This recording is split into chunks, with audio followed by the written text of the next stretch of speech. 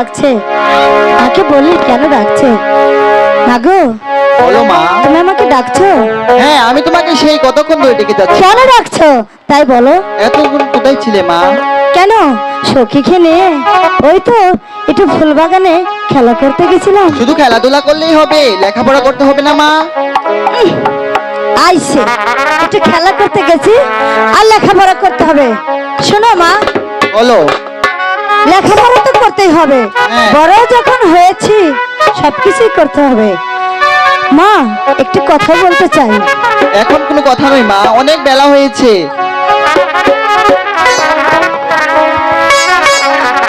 চলো তোমাকে চান করিয়ে দেবো মা। আচ্ছা বলো কি কথা, তাই বলো। মাগো, শানবান্দার ঘাট, শানবান্দার ঘাটটি হ্যাঁ, আমি শুধু কানে শুনেছি, আমার চোখেও আমি কোনোদিনও দেখিনি। তাই বলছে কি শানবান্দার ঘাট কাকে বলে আমি তো নিজের চোখে দেখতে চাই, আর সেই শানবান্দার ঘাটে গিয়ে চান করতে চাই। তুমি না, মা। আমাকে যেতে দেবে মা? ওই ঘাটে অনেক স্রোত রয়েছে, তুমি সাঁতার জানো না, আমি তোমাকে ওই ঘাটে যেতে দেব কেন না। মা? আমি তো অনেক বড় হয়েছি, তারপরেও তো আমার সখী সঙ্গে আছে, আমি সখীকে নিয়েই যাব। তোমার কোনো ভয় নেই মা? না, মা। আমাকে তো যেতে দাও না মা। আমি তোমাকে বিশ্বাস করি না, আমি তোমাকে কিছুতেই ওই ঘাটে যেতে দেব না, দেব না, দেব। বাণিজ্যে যেতে চাই, তাই তো 14 ডিঙ্গা মধুকর সাজিয়ে রেখেছি, তাই আমি বাণিজ্যে যাব। তোমরা আমার সঙ্গে যেতে প্রস্তুত আছো তো? আগে সদাগর সাহেব, আমরা যাইতে প্রস্তুত নাকি চাচা? তাহলে আর দেরি না করে তুমি 14 ডিঙ্গা মধুকর ছেড়ে দাও মাঝিদার। ঠিক আছে সদাগর সাহেব, তাহলে আমরা মাঝখানে উঠাবো। এসো এসো পুত্র দায়। আচ্ছা বসো। ধরো চাচা। মাঝি ভাইয়া যাও রে,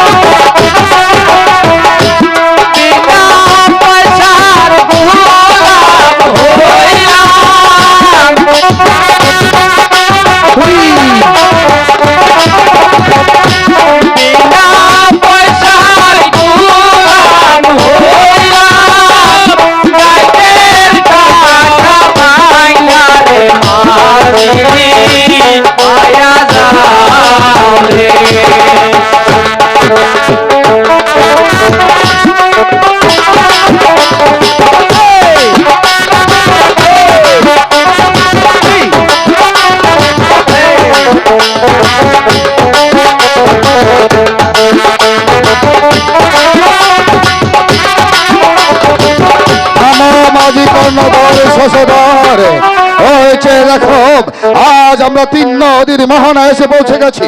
এই 3 নদীর মোহনায় আমাদের পূর্বপুরুষ বিশ্রাম করত, তাই তো আজ এই 3 নদীর মোহনায় আমরা বিশ্রাম করতে চাই, আর তোমরাও বিশ্রাম করে নাও।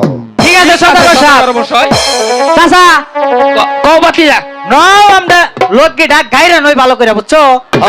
ভালো করে কারো।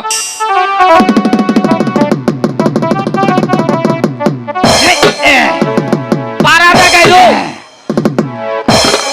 আচ্ছা আলা নো বিশ্রাম নেই। আচ্ছা ও ভাই গো, আও গো, কে লাগো? ওরে সেরা কোন রে? হ্যাঁ সার্ভিস পুরানা জমবে আমরা আমরা আছে দাও। এই যে মুন্ডা কারা জানি। রে সেরা এ নো গো, তুমি ডাক্তার সাহেব আমার একটু নদীটা পার করে দাও না গো ভাই। এই যে শুনো, এটা তো পার করে যাবো না বুঝছো, কে গো ভাই? এটা সদাগরের নৌকা, সদাগর বাণিজ্য যাইতাছে। আমি বড় বিপদে পড়ছি গো ভাই, নদীর ওই পারে নাতিন বিয়ে দিছি। হ্যাঁ আমার নাতিনের বাচ্চা ফেটে পর সব বেদনা উঠছে গো ভাই। হ্যাঁ এটা তো বড় প্রসব বিপদ রে বেদনা ওস্তা। উঠছে। হাই হাই চাচা, এই কান্দস কা তুই? আমার যে জলা জলে বুঝছো, কা? পানি খেলেও কমে না, তোর জ্বলবো কা? প্রসাব জলে। ও এটা খুইলে কবি তো। এই সেরা তো পুরসাব বেদনা না, পুরসাব বেদনা না, তাহলে পর সব বেদনা আমার নাতিনের বাচ্চা ফেটে। ও তাহলে বুঝাই কবে না, তোমার নাতিনের প্রসব বেদনা হয়েছে। আমি তো পর সব বেদনাই কইছি, তুই হুনছস পুরসাব বেদনা। কানে আবার একটু কুম্ভনি তো, তাহলে খারাপ সদাগর কাছে বাতিজার ঘুরে আসি। কানে আবার কোম্পানি। সদাগর সাহেব, বলো কি বলতে চাও? এক বুড়ি আইছে বুঝছেন, ওই নদীর উপরে বলে ওনার নাতিন বিয়া দিছে, ওই নাতিনের বলে এই প্রসাব বেদনা হয়েছে, এই নদীটা পার করে দিবার কয়। ওগো মাঝি কর্ণধর, তুমি জানো না সব মায়ের জাতি এইটাই হলো সবচাইতে মারাত্মক একজনের একটা ব্যাধি। এই ব্যাধি আমাদেরকে মুক্ত করতে হবে, তাই তাকে আমার এই জাহাজ দিয়ে নদীর পারে পার করে দাও। ঠিক আছে সদাগর সাহেব। ও দাদি, হ্যাঁ কো ভাই কো। আও আও আও, আমার একটু ধরে তুলো গো ভাই। এই যে আমার এই যে কেতু তল হাত দাও। আমার বাইস্তারে হক্ত করে ধরো। ও দাদি, তোমার শরীরে মেটাল কাকে? হ্যাঁ ও দাদি, আরে হাই না বাচ্চা, শরীরে আমার শরীরে পুড়ে গেছে কাকু। ভাই গো, ও এই নৌকা কি মাঝখানে আছে গো ভাই? তোমার আমি নৌকার মধ্যে নিয়েছি তো, আর একটু মাঝখানে নেও না। তাহলে এই যে এটা ঠিক মধ্যে বুঝছো, আচ্ছা আমার ছেড়ে দাও। ছেড়ে দিছি।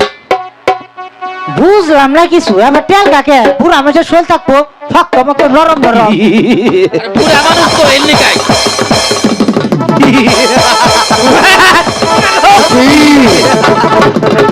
পদ্মা দেবী, তুমি অসময়ে আমার জাহাজের মধ্যে বলো পদ্মা দেবী, কি তোমার মনে হচ্ছে, তোমার কি সংকল্প নিয়ে এই জাহাজের মধ্যে প্রবেশ করেছ? ভূগোল কোথায় একটু পারবে? হ্যালো হ্যালো হ্যালো, তুমি কি চিনতে পারছো আমাকে? হ্যাঁ পদ্মা দেবী, আমি তোমাকে স্পষ্ট ভাবে চিনতে পেরেছি। আমি জানতে পারি কি হেতু আগমন আমার এই জাহাজের মধ্যে। কেন এসেছি তোমাকে তো বলেছিলাম, আমি তোমার পিছনে কাঁঠালের আঠার মতো লেগে থাকবো। তুমি যেখানে যাবে আমিও সেখানে যাব, তুমি যেখানে থাকবে আমিও সেখানেই থাকবো। আমি শুধু এসেছি একটি পুষ্পাঞ্জলির জন্য। এই নদীর মাঝখানে একটি পুষ্পাঞ্জলি দিলেই আমি সসম্মানে চলে যাব। সম্ভব নয় পদ্মা দেবী, চাঁদ সদাগর এক কথা দুইবার বলে না। চাঁদ সদাগর যখন বলেছে পুষ্পাঞ্জলি দেবে না, দেবে না, তুমি যদি না যাও আমি এই হাতালে লাঠি দিয়ে তোমাকে